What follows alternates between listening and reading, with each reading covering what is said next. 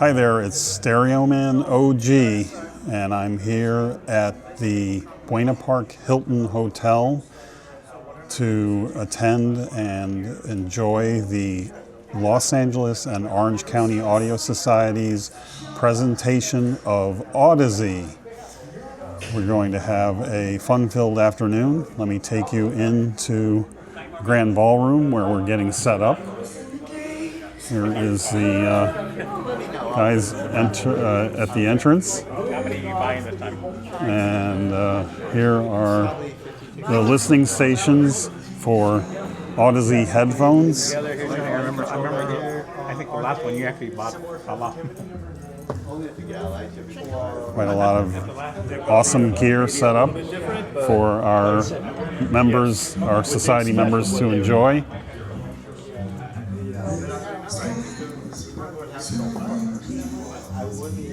Just give you a close-up of one of the pairs. Which model is that? Your top of the line? Yeah. $6,000. Yeah, beautiful, beautiful. Looking forward to listening to them. Awesome. Thank you. Here's the prize table. I donated my personal synergistic research. Go ahead and look at it. You're fine. Atmosphere for the prize raffle. Underneath the synergistic pamphlet is Audeze's $5,000 headphones. That's the grand prize for the raffle.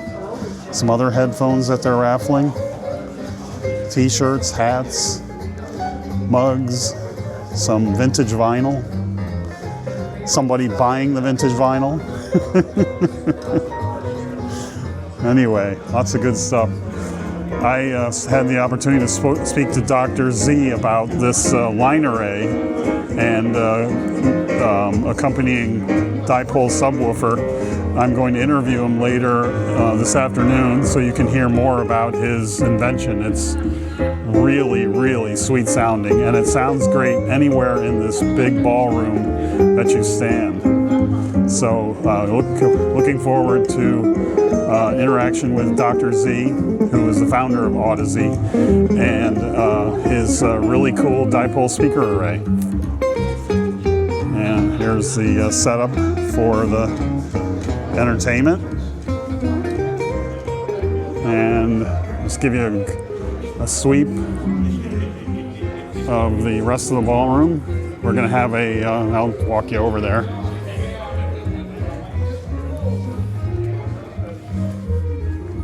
We're going to have a free lunch. They're setting up for that. And also there's a bar for some drinks. And then I think this is vinyl for purchase over here that everybody's looking at. It says $2 per LP. Supermarket purchase. I might bring some of my old vinyl and do the same thing. Anyway, more to come. It'll be a departure for us. We're going to be meeting at a jazz club in Los Angeles, the Sam First Jazz Club near LAX. I haven't published all the details yet. It's kind of a small place, so we may have to limit the attendance, and we're asking to make a reservation. We don't like to do that, but we don't want too many people to show up. But it's an exciting jazz club in a very nice environment, and they record everything that they do there using state-of-the-art digital equipment. And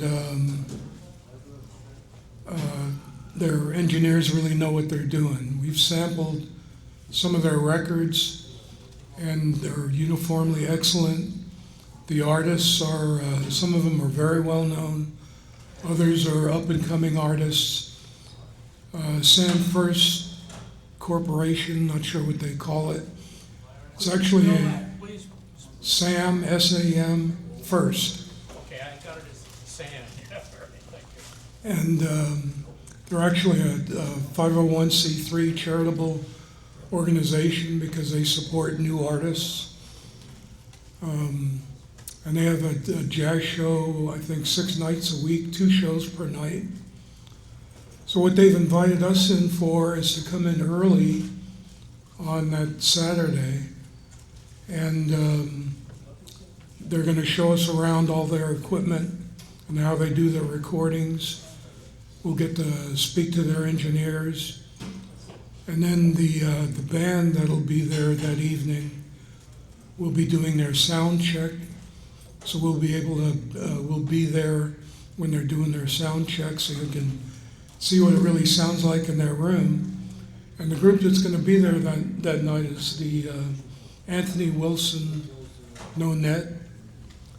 And they put out an album last year that Bob Levy reviewed and Mike Fremer reviewed it. And they were both ecstatic with it. It was mastered by Bernie Grunman, who's our Innovation Award winner this past December. I have a copy. It blows you away. Tremendous recording. So you'll be able to see some of that. If you want to stay for there's a show at 7:30. There'll be a limited number of tickets available for that 7:30 show. So that should be a really exciting, different kind of event for us. We're still working on the calendar for the rest of the year, but stay tuned, keep going to our website and watching it.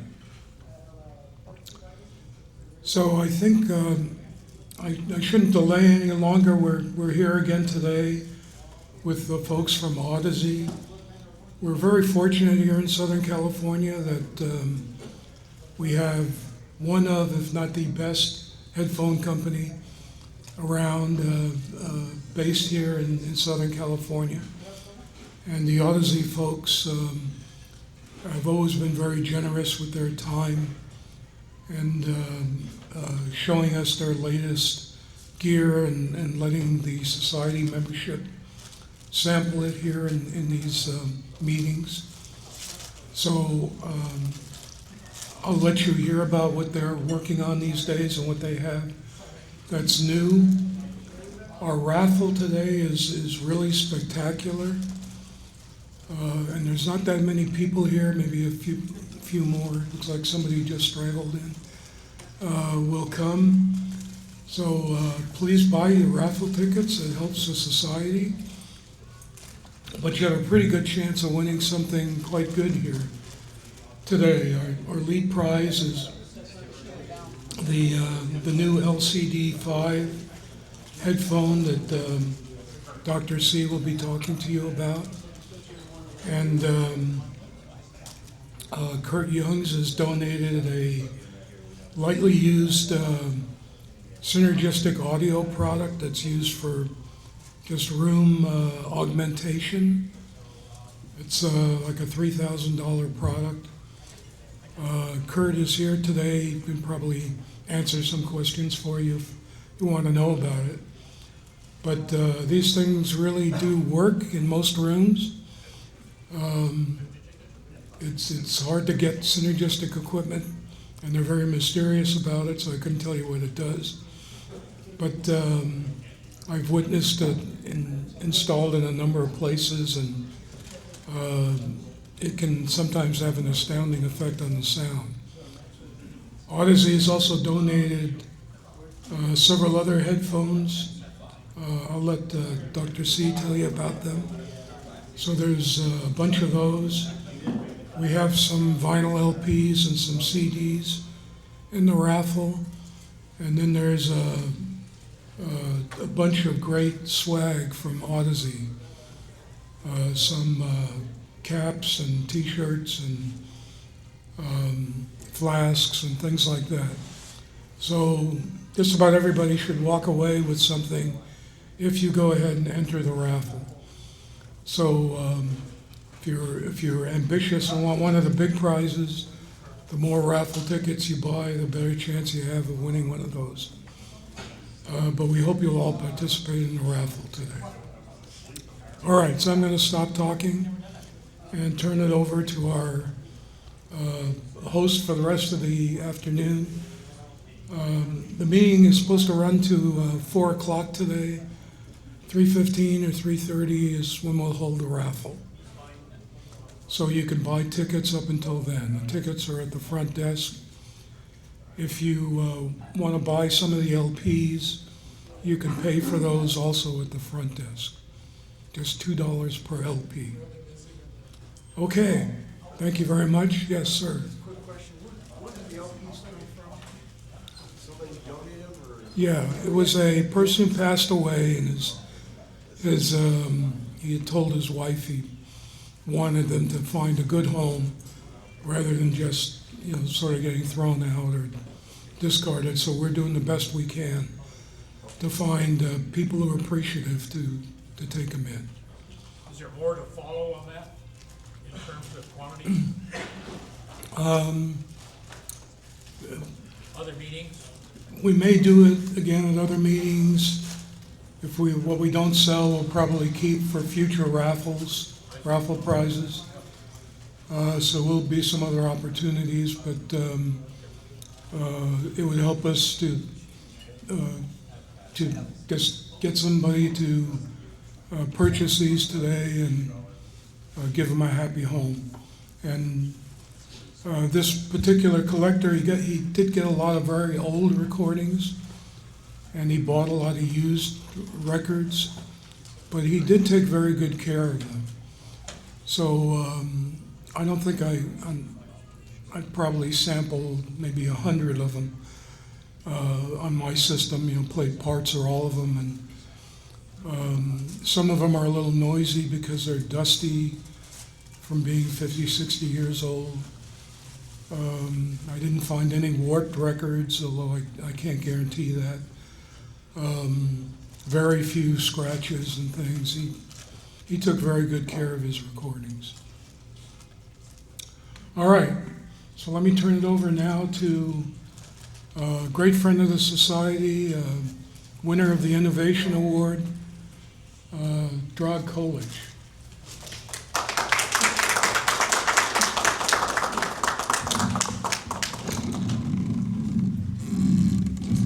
Make a little feedback suppression. I want to say thank you for all of you guys coming here this year. We have hectic timing with the event. NAM show is just was 2 weeks ago, and that's a lot. The equipment was dropped basically. Right now they don't allow people to bring personally there, so everything should be shipped and sent back by couriers. So we got the equipment just at the last moment, and this was pretty difficult to set up. But anyway, we made it, and right now we have some kind of event that there's not that many people. We are missing a guy who is very loud, Bob. He's not here. It's a little lonely today, but what we should really have good prizes for you. We decided to donate our best planar headphones. It was just released a week ago. Our LCD5S is our flagship planar magnetic headphones. It has all bells and whistles, including our patented technology with SLAM. New headphones exhibit better bass response, overall better tonal balance, and it's much better imaging and soundstage. We decided to keep the price the same as before, so that may be a little difficult for people who recently bought the headphones, but we can work something out with them. With the prices, we included also our kind of cheaper version of a closed-back planar passive headphones, S20. It has also SLAM, and these headphones are very interesting because they sound like more like open headphones than closed headphones. One thing I want to kind of say for next year, we need to move the date for Audeze either by the end of the month or something in March. Mark Cohen, our sales director, will really kind of give the final saying about that, but we cannot keep this close as it is right now because NAM show is always a problem for us. So that's basically, maybe Richard, do you want to say anything about headphones? Richard Harris is our sales guy, so if you want to purchase something, we have really good discounts today, and he will take your orders.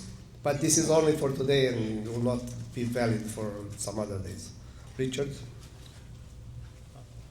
Again, thanks for having us today. I just want to follow up on what Dr. C was saying with the SLAM technology. We have 3 of the headphones that's now been implemented on here with us to listen to, and the LCD5S, which also Dr. C mentioned, is that it's only been listened to at NAMM. So you guys are one of the few people at this time to be able to, I think there's maybe 10 shipped out to people, so there's only 10 in the wild, what we like to say with those headphones.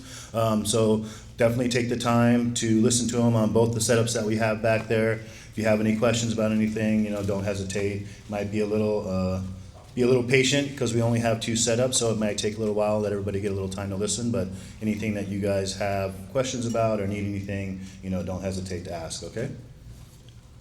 Explain the meaning of SLAM technology. That's very vague. Dr. C can probably explain to that Is it much. dynamic range or something to that effect? It's basically like a resonant, almost like a horn, I would say, in my more layman's terms. If you have a bottle that you blow into and you hear that sound, that resonant sound, that's... Now, I'm not so much interested in the technology Okay. in terms of inner workings, but what is the benefit for the user? Oh, so it's basically increasing the bass and more dynamic, immersive sound. Okay, Yeah. thank you. Well, chime in a little bit.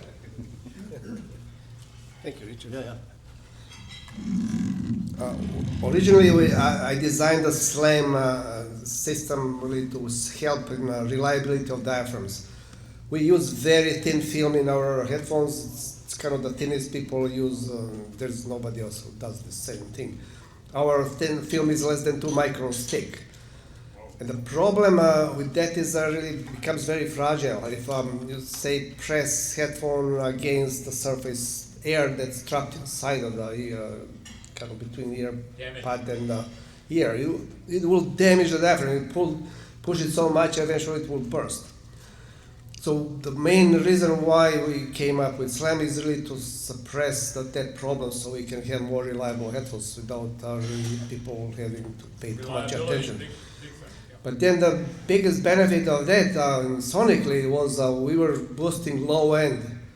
So it is designed specifically to have resonance peak around 20 to 30 hertz. So we are getting almost 6 decibels more boost in that range.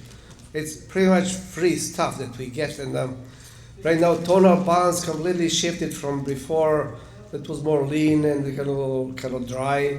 Right now we kind of have more bass sounds, more warm signature, and the overall sound and the whole frequency range changed. So right now I would say that there is no really match for, nobody else can do the same thing. We use this, decided to use basically in all headphones that we were in production. So right now new headphones by default have SLAM, but also we will retrofit old headphones.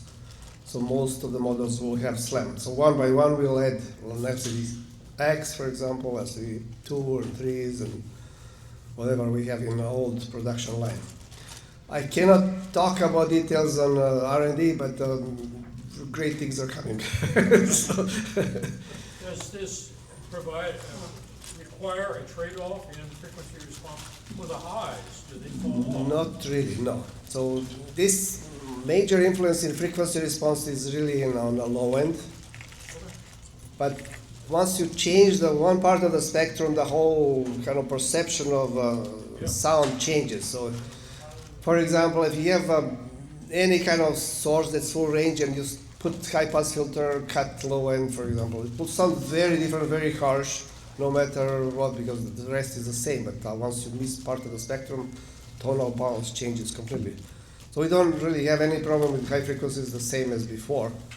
But right now, perception of the sound is very, very different with the SLAM. Was your original intention to strengthen that 2-micron film, and then you picked up the extra bass as a happy fallout? Or were you purposely trying to get that extra? Well, when most of the LCD headphones, they use this thin film. And thin film gives us higher compliance of the diaphragm and lower resonance. And that's really critical for bass performance. Of course, for transient response and overall sound, that's always better. But in planar headphones, we need to stretch the diaphragm tight enough so we can control the motion, reduce this distortion. But if diaphragm is thick, it has lower compliance. It's stiffer, and then basically resonance goes up, and then we lose low end of the spectrum. So adding slam, for example, helps quite a lot in that respect, even if we use thick film. Like in our Maxwells and gaming headphones, we switch to much thicker film to get more reliability because that is mass-produced and kind of lower priced.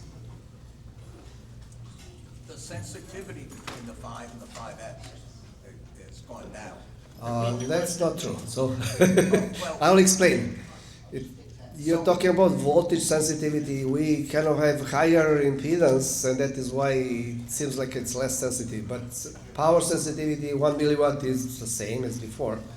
The only thing right now is when we switch from 20 to 30 ohms, you're really needing the higher voltage to drive it. So it's not really the power sensitivity, but the kind of little higher voltage to drive higher impedance. So electronically, what did you do that required the higher impedance? Well, it's how we make the circuit. So we decided to use a little thinner metal layer to increase the kind of performance and transient response. And as a kind of benefit, the downside of that, with higher impedance, we lose voltage sensitivity. So your dial normally on a volume will be a little more to higher than lower. But that isn't really, sensitivity didn't change, so I just need to make it clear. So normally what we publish, 1 milliwatt sensitivity, that's remained the same. Yes, Mike? Is slam going to go into your electrostatic things? It is already there. So carbon 2 has it. That improved quite a lot of our problem with sticking of the diaphragm to stators, and also we increased the bass output and overall tonal bounce changed. As Bob Katz said, this is the best headphones ever he ever heard. So it helps a lot, that's for sure. What's the minimum amplifier power that Hilly will bring out for life in the headphone? And can you get away with like an OTL tube amp for those headphones? Yeah, that's all kind of weird relative question, but when you see specs, for example, with the LCD 5S right now, with the 1 milliwatt, we get 90 decibels output. 90 decibels is quite loud. But we are talking about very dynamic signals where you can have spikes 15, 20, 30 decibels. So if you're listening on average like 78, 5, kind of 80, 85 dB, and then suddenly you have 20 dB, 30 dB peak, you want this to be reproduced. So any times you use 10 dB higher output, you need to put 10 times more power. So let's say if you have 1 milliwatt at 90 decibels, 10 milliwatts will give you 100 decibels, 100 milliwatts will give you 110. 1 watt will give you 120 dB. So there is no magic here, it's just pure math, and then you need really power to preserve the dynamic range, not kind of overall loudness. I would say if for LCD5 you have 1 watt of power, at least clean, that can deliver into these 4 ohms, that would be great. It's plenty of dynamic range, and then you'll never really listen that loud, but because of the kind of dynamic range in modern music, I think that will be great. You can have more, but less than that will be constrained. At least a watt to give you full dynamic range on like classical. But that's all also relative. 1 watt of at which frequency or which impedance.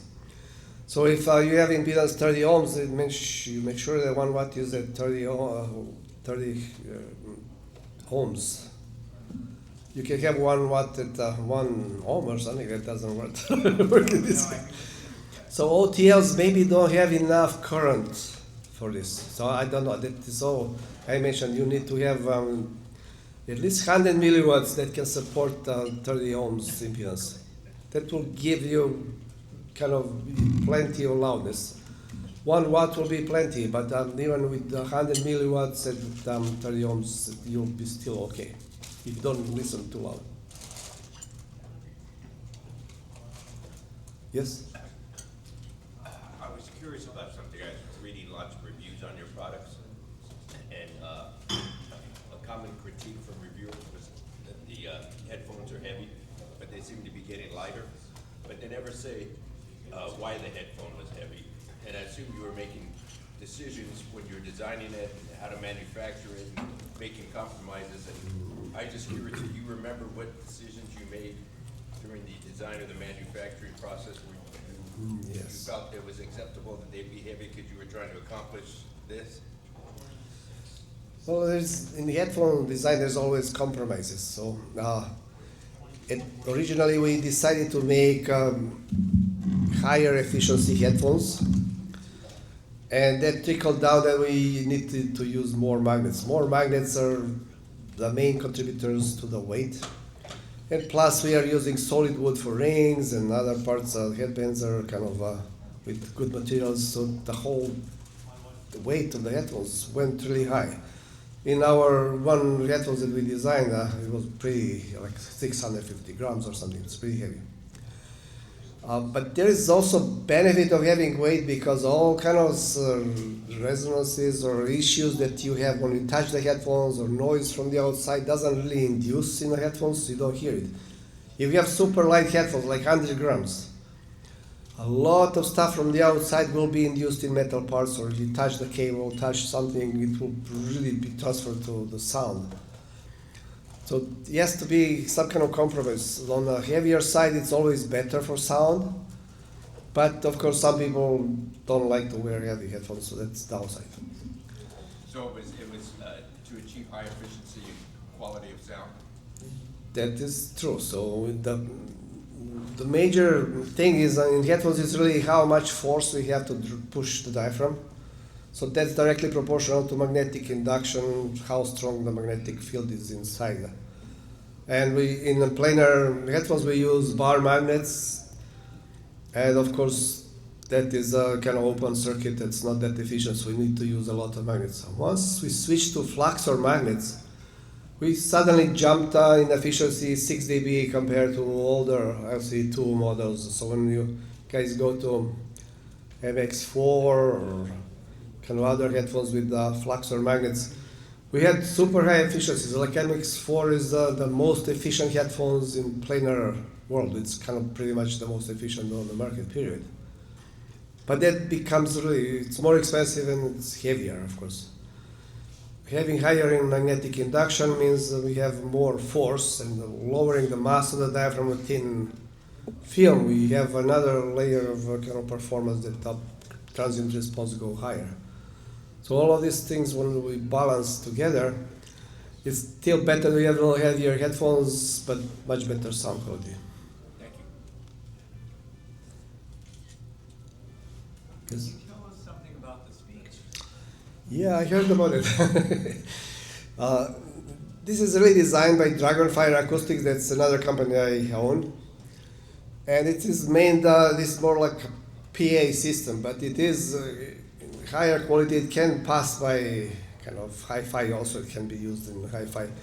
In this case, we have very special surface array with 3-inch full-range drivers. Then to help in high frequencies, I attached this line array part with compression drivers. And then to supplement the lowest end, we have this special dipole 21-inch subwoofer cabinets here. So system like this can support a couple thousand people in a very large room. And projection of the sound is tremendous compared to normal speakers. When we play a little bit, you can walk around the room and see how sound really doesn't change much when you move from the back of the room to the front of the speaker. And that's very, very different than in normal speakers when we have compression drivers and horns and you don't want to be even close to a speaker.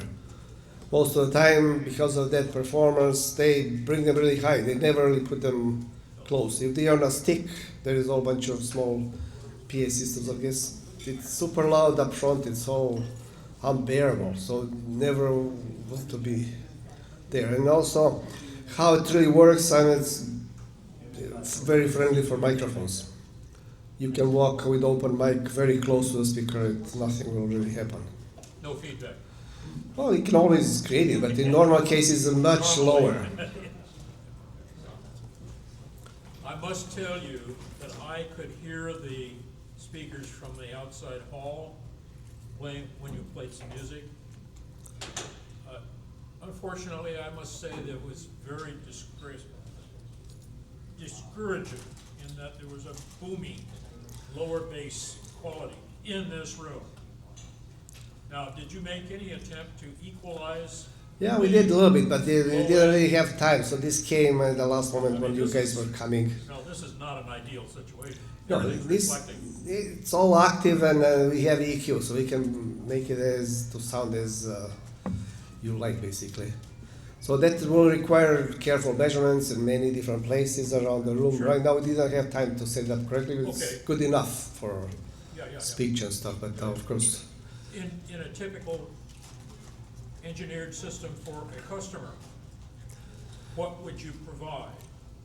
Well, normally we sell the whole system basically with the electronics, DSP, amplifiers, cables, and its on-site tuning. Okay. That's encouraging. Yeah. Thank you. But system like this, I mean, if any of you came to NAMM show and you heard that systems playing there, it's pretty horrific. So this is much nicer. It's more like a hi-fi stuff than PA systems. All you hear in this normal music on PA systems like a boomy bass and something in high frequencies, no mid-range. Any attempt to offer it for outdoor arena? Yeah, this is actually excellent for that. So it's much better than inside. So I didn't hear what Rich heard when we were talking. You did quite a few sine wave sweeps of the room. You can only do so much with a room like this. Yeah. But I didn't hear the boominess. It's still there in a voice. No, it is there. So basically, this is kind of bass is bumped up a little higher. Baseball. Yeah, so that's not the problem. But it is all tunable. So this is very simple. That's why we have those With 130 DSP, it's on. very simple to adjust. So there's no question. So it's all about preference, how you want sound to be. Dr. Z just has a really profound voice. That's what comes Oh, right. Yeah, right. It does work well on the upper spectrum Yes. of the voice, that's for sure. There's versions of this with planar drivers that is kind of much higher quality. It's more like for hi-fi You applications. The natural sibilance is there, which Yeah. is nice. Anybody else? Yes? No? Last call? Okay, then let's get back to the event. You guys do your thing and go through raffles, and hopefully some will win something. LCD5S is really special headphones, so whoever wins that, I think he will be very lucky and happy. Thank you.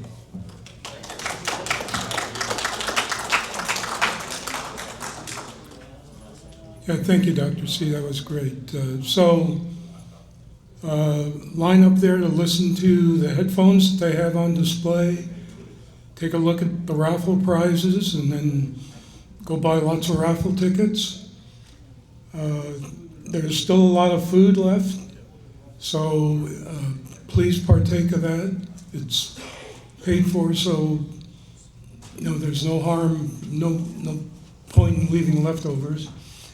And I didn't mention the cash bar. They have all kinds of drinks, including soft drinks and wine and other types of liquor. We have kind of a minimum that the society is paying for anyway, so feel free to buy a few drinks. We're going to pay for them one way or the other. So, but it is a cash bar this time because we're at the hotel. So I hope you enjoy yourselves, and then we'll make announcements about the raffle, and then between 3:15, 3:30, we'll hold the raffle. Thank you very much. So again, here are the prizes for our Audio Society's raffle. Here is a Synergistic Research Atmosphere XL4. It's a big guy. You get around this table here so you can see the bottom of it. And this box contains Audeze's best planar magnetic headphones, valued at $5,000. That's the raffle grand prize. Some more Audeze headphones, more planar magnetics. And also they have t-shirts and hats and mugs. Very cool. And then also here at today's event, there's a bunch of vinyl that was graciously donated by a gentleman who passed away recently, and I guess he told his wife he wanted to make sure that his vinyl ended up in the hands of some people who would really appreciate it, and there's some really good stuff. This is just a sprinkling of it. There's a whole bunch of boxes of it. It's way over there. I'm not going to walk over there, but there's probably about 10 boxes worth of vinyl, so lots to choose from, and they're only $2 an LP. The guys are now at the listening stations. Let me get around some of these gentlemen listening to the headphones. And they have quite a few headphones from Audeze for you to demo.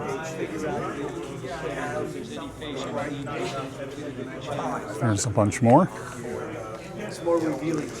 So we are in our the listening session of the event, and there's more to come.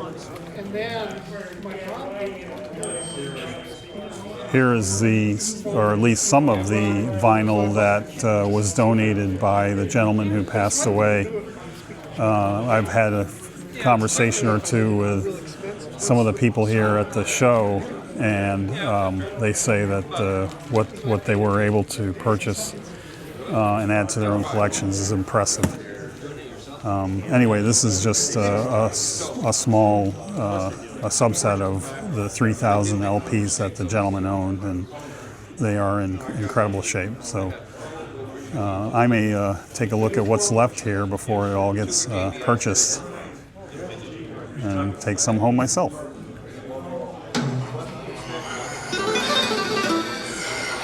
Here is Dr. Z's new adventure into custom loudspeaker design. I'm going to have him tell the listening audience about what he's developed here and what his objectives are. I think it's a very impressive sounding line array and dipole subwoofer. So I'm here with Dr. Z of Audeze fame, and I wanted to get a chance to talk to him about his new adventure into loudspeakers. He's standing next to a line array column that he will tell us about, and there's also a large dipole subwoofer that goes with it. I've listened to it here at the show, and I think it sounds fantastic. You can go anywhere in the room and essentially get the very same sound field no matter where you stand. So Dr. Z, why don't you take it away and tell our listeners about your new development. Take care. First, this is not line array, it's surface array, how I call it. That's patented technology. We can consider this as a line array in 2 dimensions.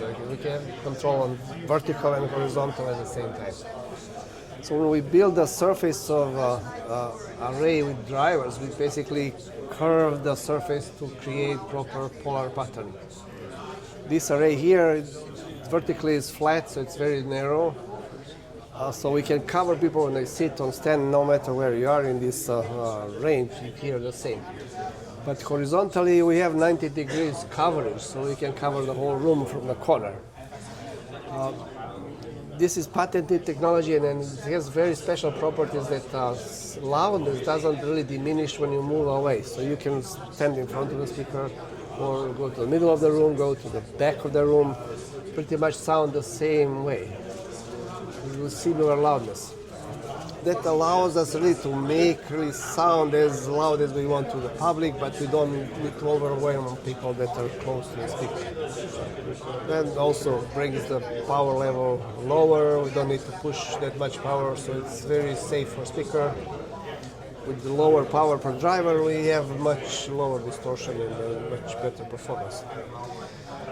In terms of power handling, this is very, very powerful system. So speaker like this can cover many thousands people, up to maybe 100 meters long. Wow. So you can say we had many demos and installations. So let's say 2 of these covers gymnasium or small basketball court very easily, just 2 speakers. Yeah, it's certainly impressive. I was really taken by the not just the dispersion, but the top to bottom frequency spread. Even when I stood, back in the middle of the room where we were standing earlier, the sound field is still very uniform from the highest frequencies to the lowest frequencies. So that is what they say is property of surface array, that doesn't really change when you move around the room. It's very uniform wherever you are. And that's very different than with normal speaker systems, where it's very different when we are close to a speaker, super loud and it's unbearable. When we go to the back of the room, you don't almost hear anything, or you don't understand anything. Right. So with this, and the frequency response changes when you do that too. With this, we have much higher intelligibility of the voice. Its clarity stays constant no matter where you are. Yeah, it was very good. Can you tell us a little bit about the dipole woofer? Yeah, so this speaker by itself, this size can play down to about 50 hertz with the full loudness, but still in low end and larger rooms we need the subwoofer support. What you see here is really very shallow cabinet that closes 21-inch woofer. And we use this specifically designed slots to create some sort of compression. Okay. The compression ratio here is about 5 times. So you can say surface of the slots and surface of the diaphragm is kind of 5 times smaller. When we create this, we basically load diaphragm different ways. So we are minimizing or dropping down across a point where dipole starts acting, and we start losing bass 6 dB per octave. So with this configuration, we can play very loud with super low distortion. It's much better sound quality than with normal subwoofer boxes. Okay. Special thing about dipole, it has cancellation around the speaker in this plane. So we don't excite the room that much. We just project the bass across the room, but we don't really pump up the pressure. You don't wake up the room resonances. Get the ceiling and windows rattling and stuff. So this doesn't happen. Yeah, the booming that gentleman talked about earlier, I didn't hear. Well, that's about personal perception. This is how it's equalized here. We wanted a little more bass so you can hear it further. So this by itself, it's not like surface array. It still belongs to kind of smaller box, and then SPL doesn't really change as with this. So as we all know, the bass content is... We need to have a little more bass up close here to kind of project it to the end of the room. So that is, when you're closer to the system, it's a little more bassy than if you're in the middle of the room. Okay. So this is how normally it works. In larger applications, we have a lot of these boxes together, so it becomes like a surface array. Sure. And then we have the same kind of properties, just extension of the low end with this. Right. And I just want to show our viewers the back. You can see that's open to the back, and that's how you get the dipole. Yeah, very cool. And in these boxes we use very powerful 21-inch subwoofers that we have a 1-inch peak excursion, so 2-inch peak-to-peak linear excursion. So we can play very loud these boxes with minimum distortion. And as I mentioned, there is no boominess, no kind of bad association with kind of weird sounds from closed boxes, especially vented or other things that are used now in PA systems. Even if you compare to horn-loaded woofers, it's very different sound. This is much cleaner than with anything else. If we need loudness, we just add more cabinets. Sure. And it's much easier. This is the smallest possible cabinet we could use to fit 21-inch woofer. If you go to normal boxes, like a 21-inch subwoofer cabinet is like from here to the wall. It's just enormous. Like the whole thing is Sure. house one woofer. So that is why we use more active elements to get the output, but not boxes themselves. It's very different. Like in this case too. So all the woofers really active elements, so we can build the array, and that is what creates the sound. So you're not stressing the individual driver to a point of distortion or distraction, what was used in normal speakers. Yeah, this is very appealing for a home application because it doesn't, it's still half a refrigerator, but in terms of cabinet depth, there's a lot less to deal with. The fact is that some people have large houses, large rooms, Sure, so this can but be not all really of us. single of this can be easy. Do you see see a future where you scale down the woofer size and use the same cabinet design for a Yes, smaller I've woofer? done a lot of work on this. So basically, I call it HALA technology. So I have another design that has 18-inch woofer. Then there's one that has two 18-inch woofers in the HALA configuration. Then there's a scaled-down version of 15-inch woofers. I've done with 12-inch. Even with these little drivers, we can package a lot of drivers in one small cabinet. Sure. I have a design that we use like a 300 something of this in something that is like a 2 by 2 feet. Wow. It's pretty amazing what you can do with this. Sure. And of course, when you add some more drivers, efficiency goes up, performance goes up too.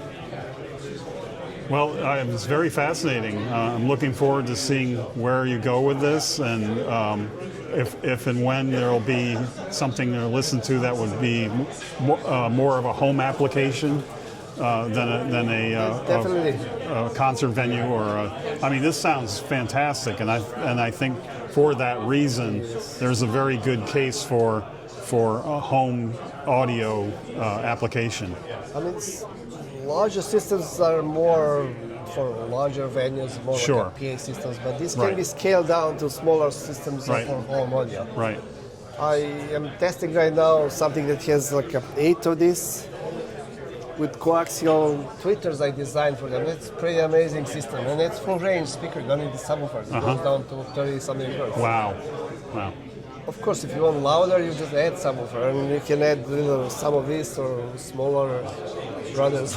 So your colleague told me that I should make an appointment to come and see you.